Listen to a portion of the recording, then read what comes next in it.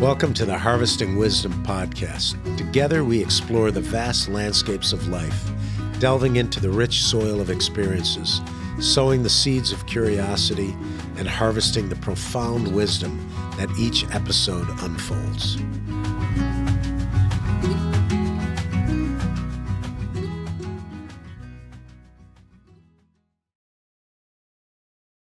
Hi, my name is Dr. Roselle. I'm the Chief Operating Officer with Urban Farming Education, and we're here with Angela Judd. Super excited. We're going to take some pictures after the podcast, but we have a great opportunity to sit down and hear a story of how you first developed your passion for gardening and then turned it into a business. So we're going to be exploring two different topics. We're going to be looking at why your type of business is even necessary, because it seems to be a gap in knowledge. But some of the trends you've noticed throughout your journey, and some of the things you're currently excited about. So, why don't we start with your origin story? What got you excited about engaging in the garden? Like, what first led you down this path? Well, I always wanted to garden, but we never had a location where I could garden. Okay. But when we moved here, 2008. I finally had a yard. Most of the yard was grass. All of this was grass, and I had 5 kids. So I had the side yard, but that was enough. I had a spot I could start a garden. So I started gardening. I would read books. I would look up online, and I thought I was doing okay, and then it got hot, and then everything died. And it was so frustrating. I just felt like, okay, I really want to grow food for my family. I want to have, organic produce to feed my family, and it's so hard. I can't do this here. And so I just didn't give up. I kept learning. So I would go to home improvement stores, and I knew enough to know that the answers they gave me weren't right, but I didn't know the answers. So that's a good point. You've identified one of the big challenges. There's places where you can go get soil, where you can get seeds, you can get plants, but you can't go to the same place for knowledge on how to grow. And I don't hold that against Home Depot. The employees that I talked to said, look, we learn a specific department, certain tasks, and we don't usually engage more than that. Some do, some don't, but as a whole, nobody will recommend to you to go to Home Depot or Lowe's or one of the box stores to learn how to garden. That's just not their job or capacity. Or the information you would get there. I remember asking about some pests, and they're giving me this big bottle of chemicals and saying, spray this once a week. And I'm thinking, looking back now, I can't believe I sprayed that. I can't believe I used that. And so finally I got to the point where I was ready and I learned about the Master Gardener program. And so I took those classes. I worked along, the best part of that, I worked along Pam Perry in the demonstration garden to get my volunteer hours. And I just kind of soaked it all in. And I would eat, drink, sleep, gardening. I would read as much as I could about it, plant as much as I could, learned everything I could. If I ever learned about something and it said, grows well in hot climates or likes the heat, I would plant it and I would learn about it. And then as I wrote articles for the Master Gardeners, I started a blog. I added those articles to my blog, and it started helping people. I heard from people that they read my blog and it made it easier for them. And I started doing videos, but everything I do, it really goes back to that new gardener who was so frustrated and didn't know where to look to find the answers. And so my goal is to make it easy for anyone who wants to do it. You don't have to garden, but if you want to, I want to make it possible for you to be successful. Yeah, and honestly, you said some key points. When you come to Arizona, in the Phoenix area, our soil looks different, the temperature's different, precipitation's different. I grew up on the East Coast, and really all you needed was a plot of land. You just put the seeds in. You obviously can't grow in the wintertime unless you have a greenhouse. But basically all you need is seed and soil, and you can grow. So you don't have to worry about irrigation or anything else. But when you started your journey, you've identified a couple of key points. You looked for hands-on learning, and then you looked to build capacity with a mentor. Would that be accurate, you'd say? Yeah, I think the best way to learn is to get some information and then learn by doing. Right. That's what I'll tell people in my classes. I'm so glad you're here. Learn all you can, but the best place for you to learn is really hands in the dirt in your own garden, because it might be different from mine. My experience might be a little bit different from you.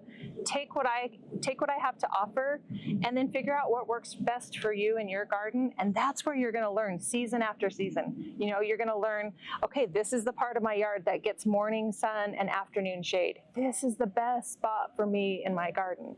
Or this is how water works in my garden. This is the cold spot in my garden. This is where I should put my fruit trees. Or this is the hot spot in my yard. I really need to think about if I want a garden here, maybe in the summer I just do a cover crop and I don't try and grow vegetables there in the summer.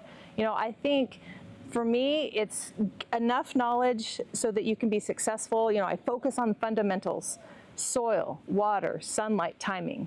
Everything I teach goes back to those 4 things, and then it's how you implement them in your yard.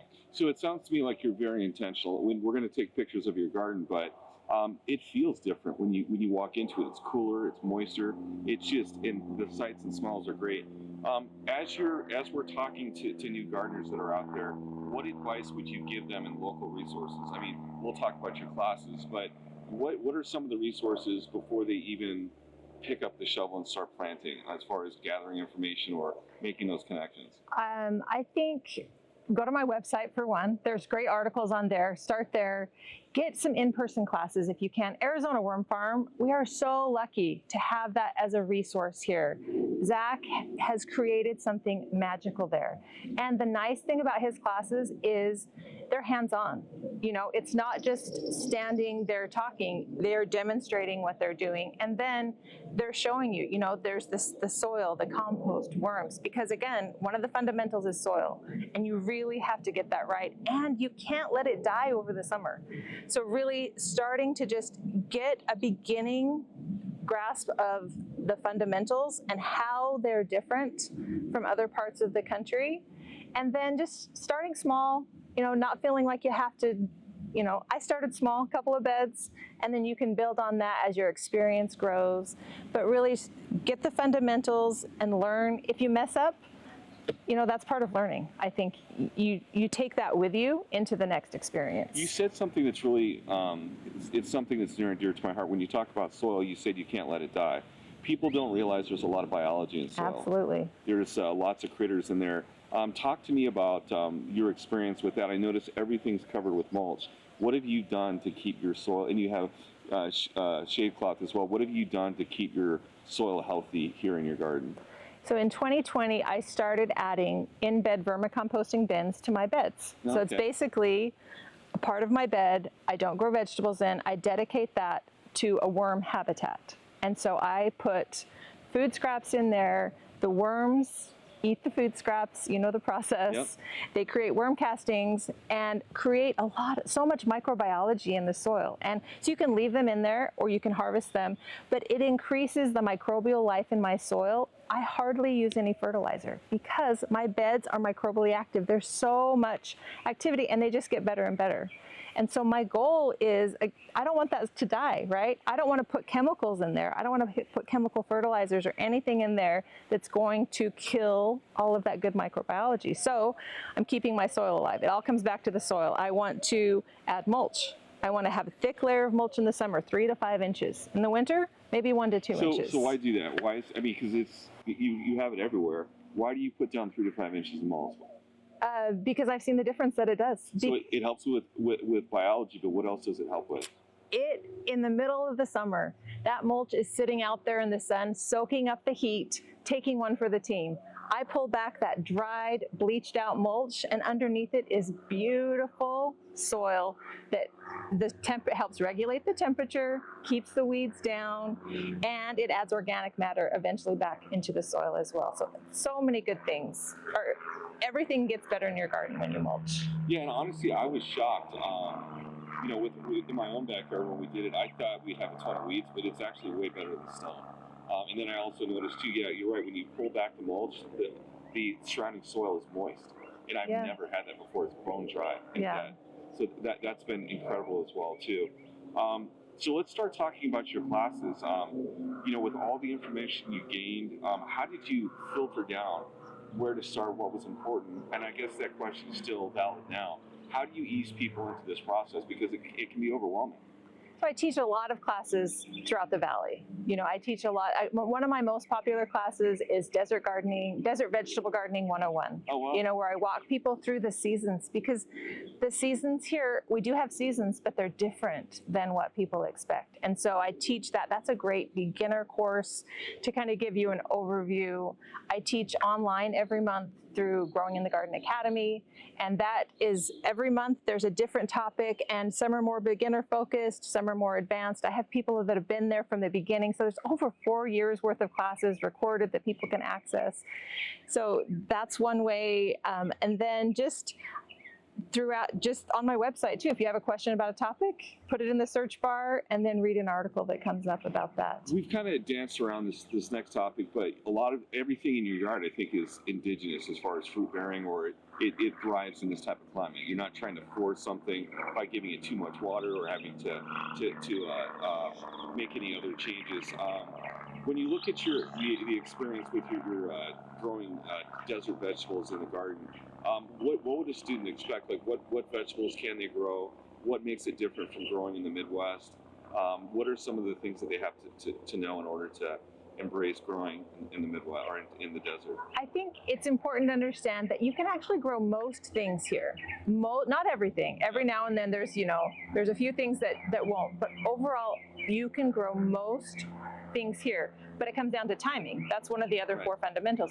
You have to plant it at the right time. And because our seasons are different, it's important to know when can I plant this to where it's going to have long enough in this growing season before it gets too hot or cold in order to produce. Because it's one thing to plant a garden, and then you plant, and then it dies and you plant again. But it's another to actually get it to harvest and produce. And so I think that's sometimes the frustration when I talk to people is, I can plant all this stuff, but then by the time it's ready to harvest, the season's done and I have to plant something else and I have never actually got a harvest. And so really dialing in on setting priorities. What is it that means gardening to you? Is it tomatoes? Is it a carrot? Is it, flowers? Whatever that is, figuring out, okay, that's going to be the priority. I'm going to give that the best spot in my yard. And I'm going to plant that at the beginning of the planting window. And I'm going to give it as much time, as much as it needs to be and produce in my garden. And yes, that means the next season, I might not be able to get that in time to get whatever it is. But if that's my priority, then I want to make sure that happens. So when are the prime times to grow in Arizona? So fall is the best time to plant just about anything. I think October and early November, we want to make sure that every spot in our garden is full, because planting then, it's ideal growing weather. We have the longest amount of time before it gets hot. And so anything in your yard, any landscape plants, any shrubs, any trees, that's the best time to plant, but also in the vegetable garden, because it's still, the sun's angle still high enough, we still have long enough days, and even if it's hot, the nights are cooler, and so it's perfect growing weather. And so all the crops that are planted then, you're much more likely to get a harvest than, say, those same cool season crops that you plant in January. The days are shorter, sun's harder to find, and it's going to grow more slowly. You may not get a harvest from those. So I would say if you can get whatever you can get planted, fill up your garden October, November, and then as crops come out, go ahead and get other things planted in to fill those empty spots. But that would be the prime. And then again, early spring.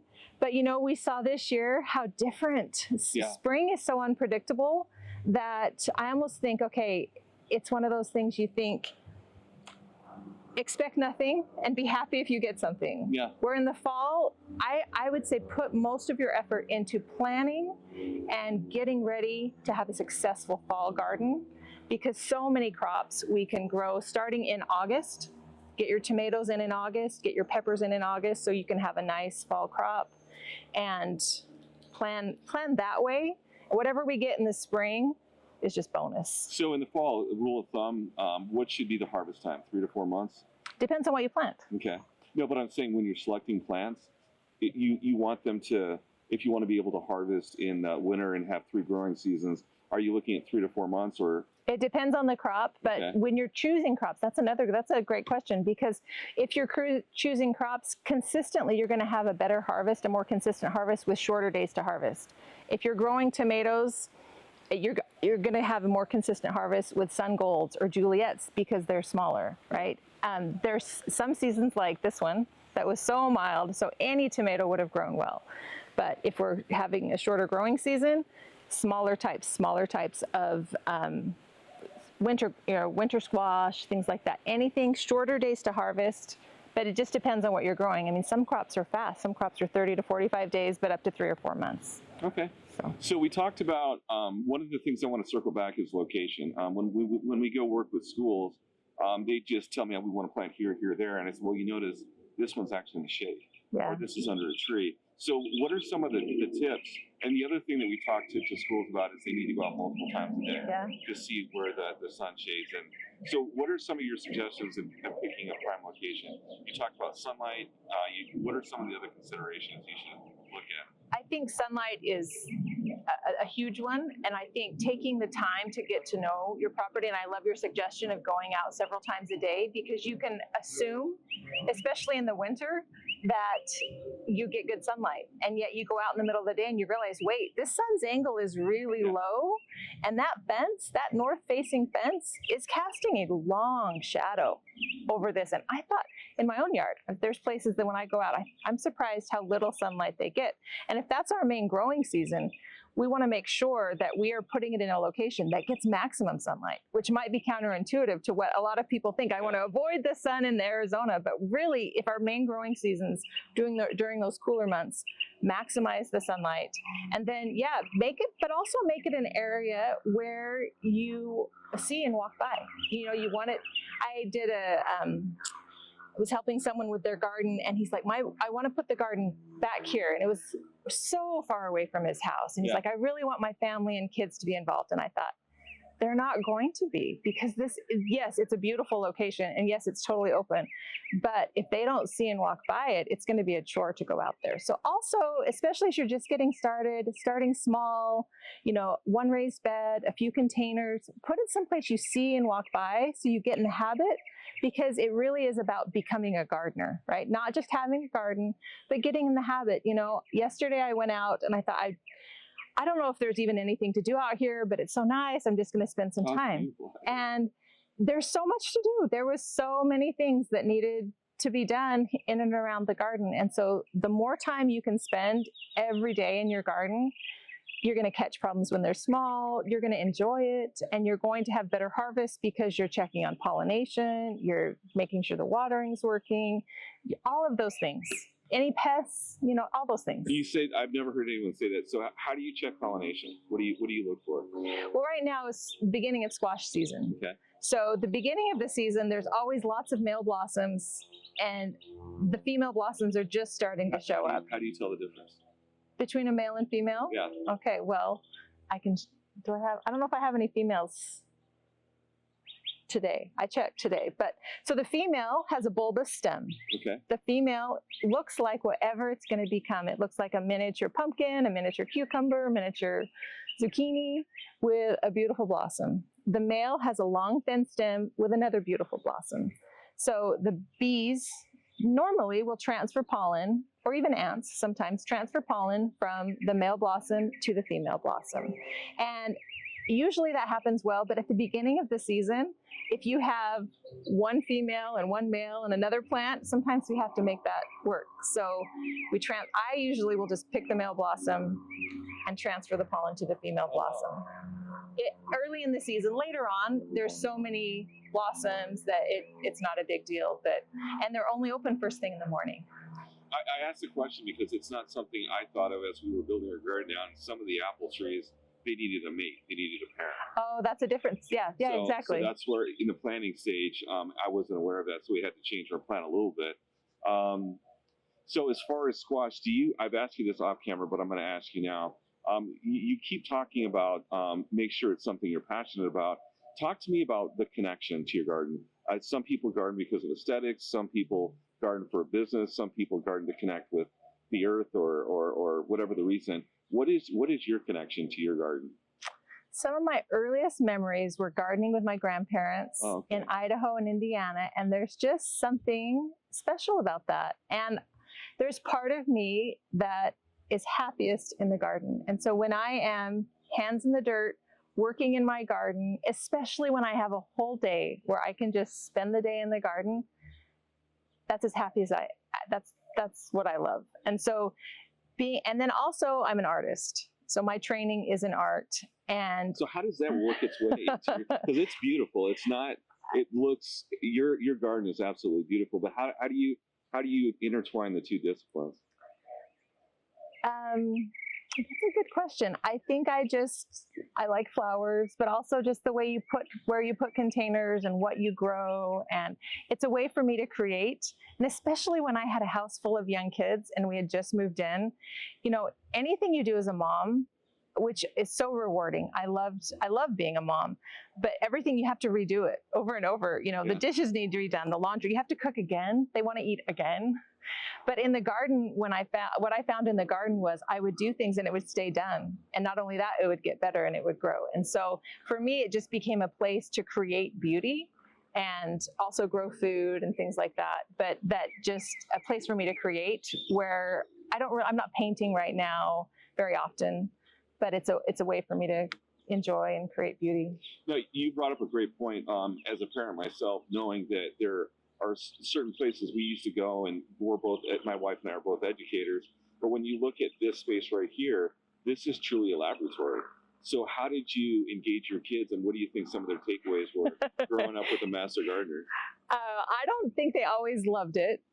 And they don't. They still, even my son, he's like, Mom, not everyone has a garden like this big that they make their kids work like this. And I think, you're right. How lucky are you that you get to be out here and learn? And they have different levels of interest in it, but they've all learned to work in the garden. There's jobs, and I think they've learned where it comes from. A joke is at dinner, I'll be like, this is organic, locally sourced organic, farm to table, and so that's kind of fun. But whether or not they wanted to learn, they've worked alongside me and learned, different levels of interest, I would say, but we'll see how that translates as they get older and have their own homes. See if they pick up the cause as well too. Yeah. One of the things we push with urban farming education is stewardship. And I could see how this would be a great way to teach your kids stewardship. Can you think back on a memory with your kids where you see they got it? Because I know sometimes parents talk about that struggle with teaching responsibility or accountability, but if they don't do their job out here, the plants die. It's true. Something else relies on them. So do you have any memories of engaging with your kids or a story where you say, okay, that really sunk in? Well, so when we moved here, I just had the side yard, and a large part of this was a big sandbox. And I took over part of the sandbox, and I was hesitant to take more because I knew that they would play. But when I saw my son had planted lots of seeds in the sandbox and put up signs that said, "Don't pull, these are my seeds," I realized, okay, he likes this, he's getting it. And so I didn't feel as guilty taking more. I think teaching, it's just so much, it's just so easy and natural because there are natural consequences. When it gets hot, some things struggle and die, or when we don't water, or you come back from vacation and there hasn't been attention, then the rats come and eat your melons, and it's frustrating. That was something that I was kind of surprised with. We did see a rat that we had put traps out, and we got him. But probably one of the other biggest challenges that we faced in gardening personally was water. Mm-hmm. So what is your recommendation? I know you talked a little bit about Oyas, but what is your recommendation for water when you establish that first garden bed? Your first bed, I think, if you can get some kind of automatic watering system on there, it will help you. Some kind of drip system, it will help. And then also be aware of your whole yard, because in the last couple of years, I have taken a more holistic approach to my yard, installed gutters, rain barrels, berms, swales, gutters that lead to swales, to harvest. I want every bit of rainwater that comes into my yard to stay in my yard. And so using rainwater, even though we don't get a lot, but using what I can to water my garden, and just knowing that exists. Not as you get started, don't feel like you have to do that. I would say that's, like I say, gardening 201, gardening 301. Just focus right now on just getting started. But be aware that there are ways that you can capture rainwater, you can use rainwater in your garden, and just be mindful of your entire property and be open to incorporating that as you can. So I love the conversation because now you're looking at your garden as a system as a whole. Absolutely. So, and we're going to talk about composting, recycling a little bit later, but when you look at rain catchment, what are some of the benefits of soils? What are the benefits of rain gutters and barrels? Like, why would you take the time to invest in that? Well, I just remember when we get those rainstorms and I see the rainwater go down my driveway and into my street, Yeah. and then it goes into our park, and the kids love it, right?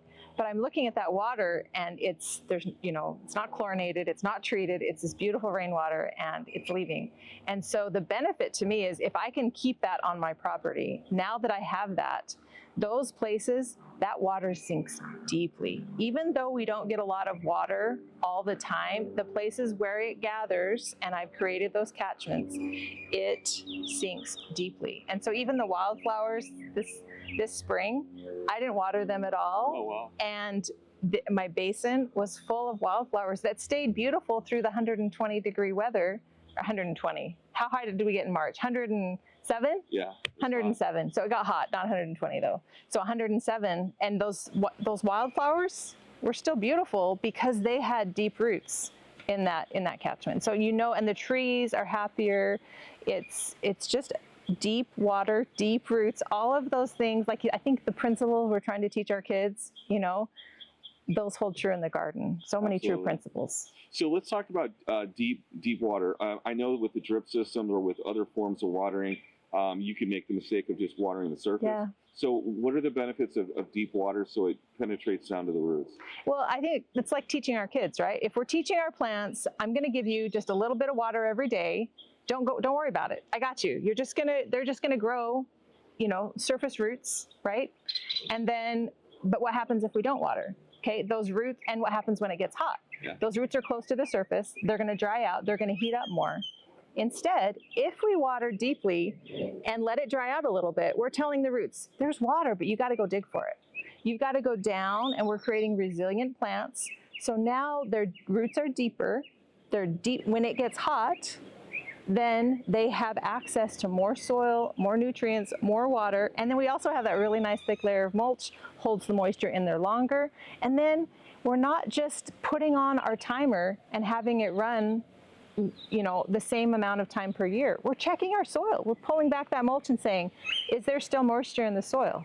Last year when we had that huge rain event, so much moisture, I kept checking the soil and thinking, surely, it's been 2.5 weeks. Yeah. I need to water. No. Over 3 weeks before I had to water my garden again because there was so much moisture in the soil.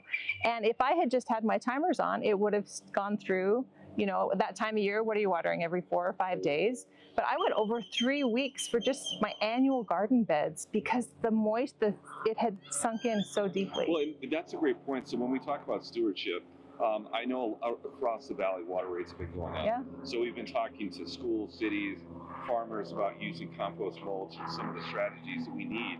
But not only is it great for the plants, it's also great for your checkbook because you're going to be saving money on water as well.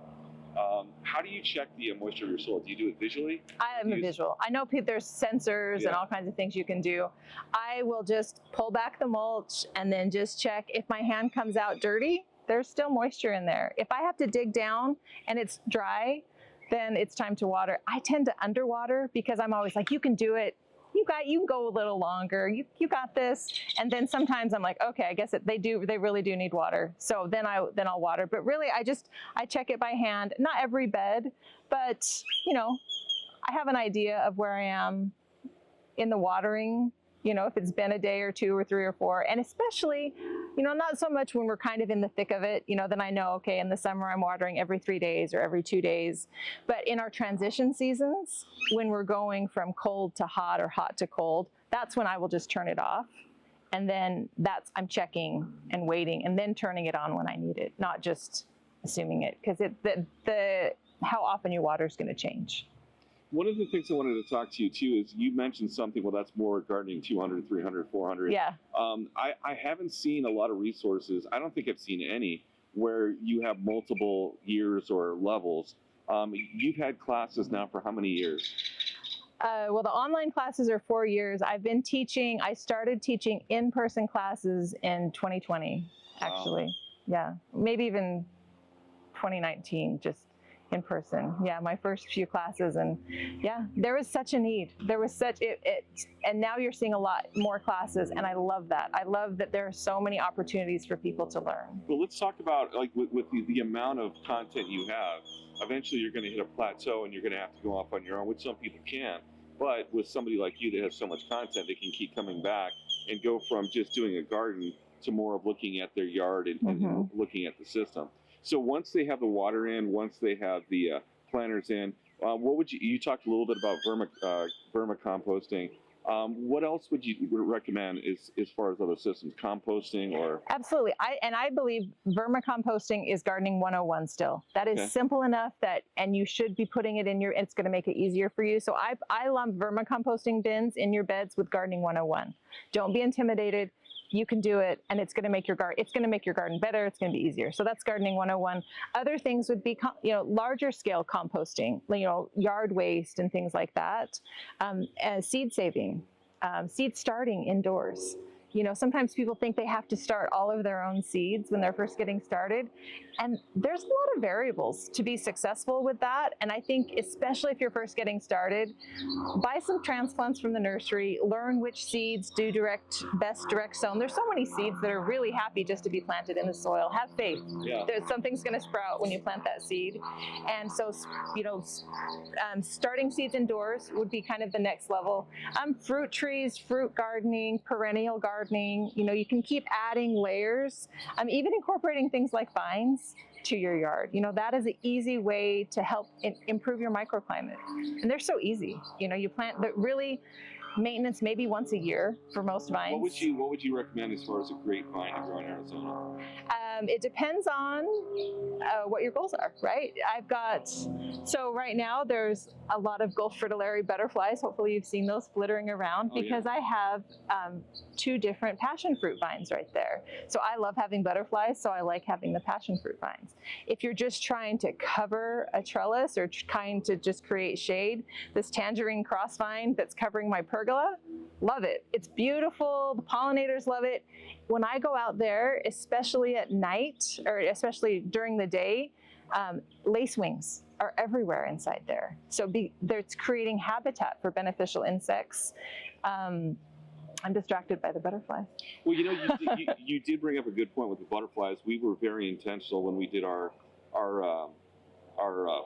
food forests in our gardens where we wanted to attract certain species. Yeah. So going from just stone and a fire pit in the backyard to now having more life back there. We're seeing hummingbirds, we're seeing butterflies, we're seeing lots of different species as well. You talked a little bit about the vines. Is there anything else that you grow to attract a specific? Oh, absolutely. I think if you want to, for example, I have, butterflies need 3 things, right? They need a host plant, they need nectar, and they need a water source. And so if you look at attracting different types of butterflies, then we make sure we have varying nectar sources, something in bloom during that time, varying host plants. So Gulf fritillary, we mentioned as one, but also milkweeds. There are so many beautiful, not always beautiful, but so many milkweeds. So I've got a lot of milkweeds that I've incorporated throughout my yard. Probably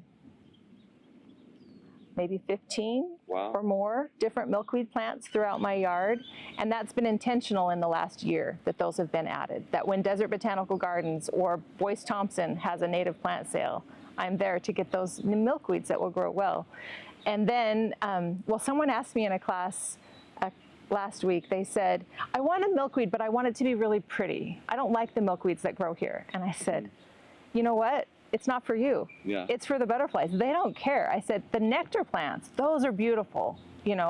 Butterfly or Greg's mistflower, those are beautiful. The nectar plants are going to be what's pretty. Don't worry about the milkweed being beautiful. Worry that, that's what the monarchs and that's what the queen butterflies need. They can only use those for their host plants. So it doesn't have to be pretty, but that's what they need. So nectar plants, host plants, and then, if you look around my garden, I have little saucers, little puddling trays that I fill up with water every morning for those butterflies. Do you have any issues with mosquitoes, right? But they're empty by the next day. Oh, okay. So no. So that's great. Yeah.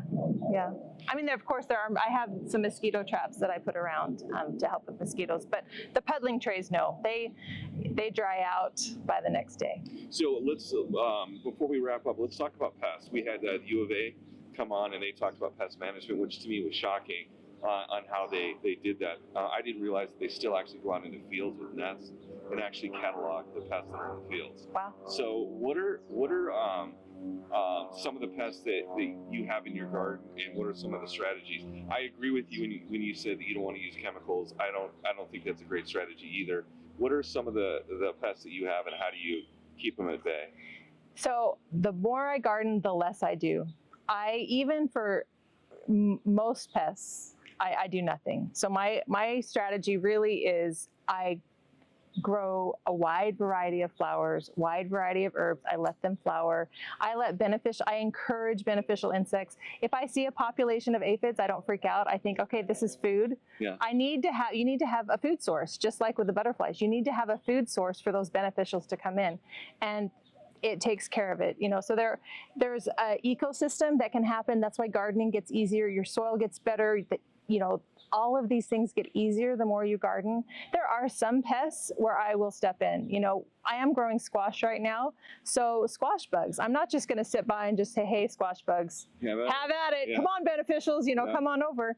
If I have squash, I'm out here every day. I'm looking on the undersides of leaves, and if I see, I know what all stages look like. So identifying, right? Know what they look like, and I am turning over leaves. I know what the eggs look like. I'm getting them out of my garden. And if I know they're in my garden, I'm pretty vigilant. I will come out not everybody can do this. I work from home, so I can, but I will come out several times during the day and monitor and just keep an eye on that until they're out of my garden. Because if they get out of hand, you really just have to pull the plant for some pests like that. But most pests, I know I have such a great team of beneficial insects here throughout my gardens, a lot that we can't even see, the hoverflies and things that are syrphid flies that are just tiny, and they're here working hard, and so I don't have to. I'm going to ask you one more question. I think we've done a great job talking about the benefits of taking classes and building that network. It really helps you with the endurance. One of the things that I talk to people about gardening is they get frustrated when it fails, and they don't feel like they can take it to the next step. So making sure you take classes, that you network with local experts, which is great. But the other thing that you said that really kind of struck me was you really have to think of your purpose. Like, why are you growing a garden? I know that some of the friends I have, they don't eat a lot of vegetables, so that they put more trees and they put more flowering or herbs because they love to cook with herbs. What would you recommend somebody do? Because I think your advice was spot on. Just start with one bed. But what is your recommendation for creating that plan as far as finding your interests and having it be not a chore, but something you look forward to? Love that. My recommendation usually is start with one vegetable, one herb, and one flower. Make sure that you can plant it at the right time. Use my resources, use my planting guides, my calendars to make sure we're planting it at the right time, because remember, timing is one of those important things. So make sure you're planting it at the right time, but a vegetable, herb, and a flower. And then do your research. When I teach a class, and if I even just give them, 1 to 5 minutes worth of information about that plant, about what they can expect, what does it look like, what is it, how do you know it's ready to harvest, what pests might I see, what diseases is it prone to, they feel so much more prepared for those crops. So learn about those crops. Go to my website, put in whatever the name is, there's a growing guide for that crop. Learn just a little bit about it, and it's manageable when there's just 3. So learn about those 3 crops and then grow them and see how it goes. Whether it succeeds or fails, you're going to learn something. Whether you get a harvest or not, you're going to come away with knowledge. And then incorporate that. Add that to your repertoire and then plant more. Learn about 3 more, and then you'll consistently do you grow journal? To that. I do. Okay, yeah, it's one of the things that I started doing nature journaling just to go out and relax, but I'm finding that I'm taking more notes on what grows well on which part of the garden, water uses and everything else too. What has been your biggest aha with journaling? So I have this online academy, and I send out my garden journal twice a month. Oh, cool. At the 1st and the 15th, I send everything I've planted, all the diseases, what pests I'm seeing. Some people, if you follow me on Instagram, they're like, her garden always looks good. But if you read my garden journal, you're going to get the pictures of like, okay, that died, that struggled, this was hard, this, I shouldn't have planted that or whatever.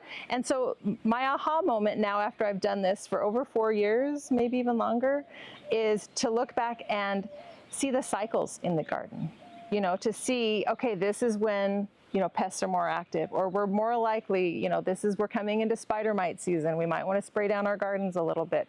Just seeing that things are cyclical. So what are some of the things you journal on? Do you journal on temperature, precipitation, pests? Are those the big things? Yeah, so I have a weather station that Cool. tracks the weather, and so I'll put the average, the high, low, precipitation, humidity, all of those for that 2-week period. And so it's interesting to see how hot it got, how cold it got, all of those things, but also, which seeds did I start indoors? What did I plant outside? What all those things I said. What am I harvesting? What's blooming? That's been fun to look back and think when I'm thinking or writing an article or thinking about what months was that in bloom in. I'm able to go back and look in those journals and see, okay, this was blooming from here to here. And yeah, it's been good. So we're going to go ahead and wrap up here.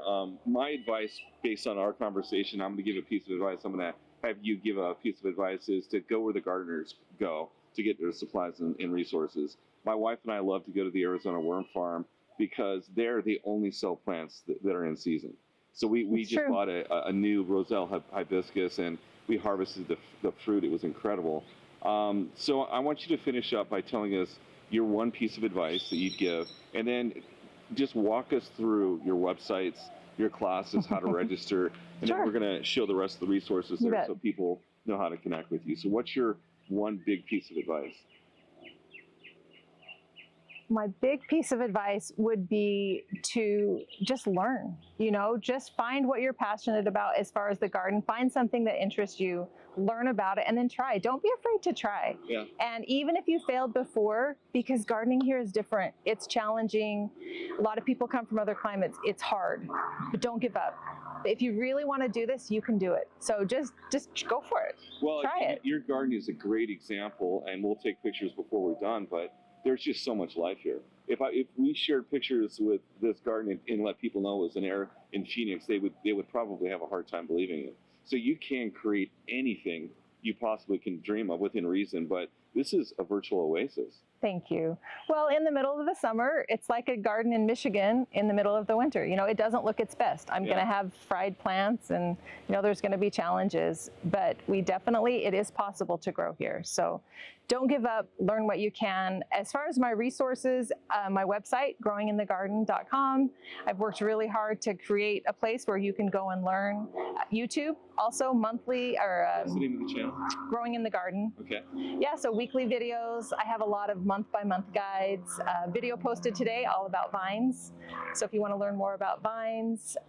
You have a blog, you have online resources, you have calendars, you include pictures in your blogs. On social media, Instagram, TikTok, Facebook, I'm on there sharing. And if you follow me there, on the stories, I'll walk around the garden and talk about things. I have my membership group, which is the monthly classes and the garden journals, and recently launched an online course to help people who are there's so much information, and I have created a lot of content, so it can be overwhelming.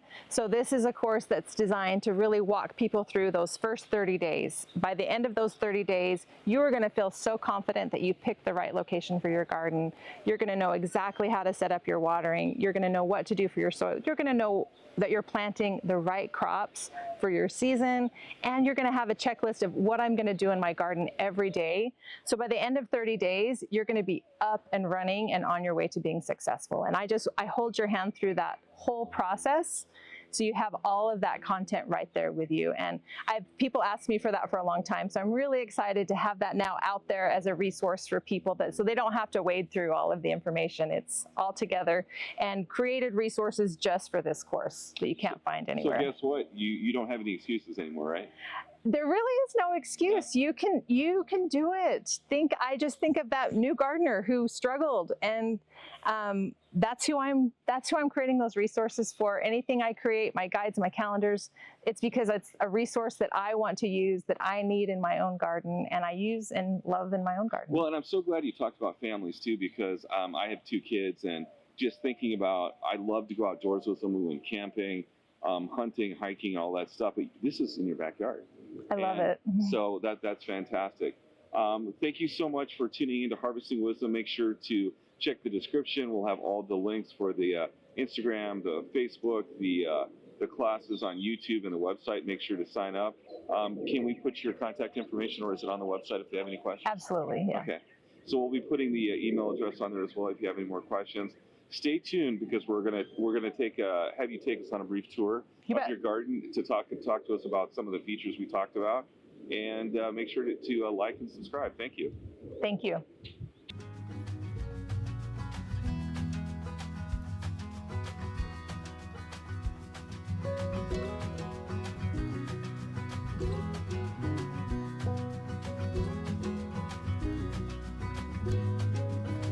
Thank you for joining the Harvesting Wisdom podcast.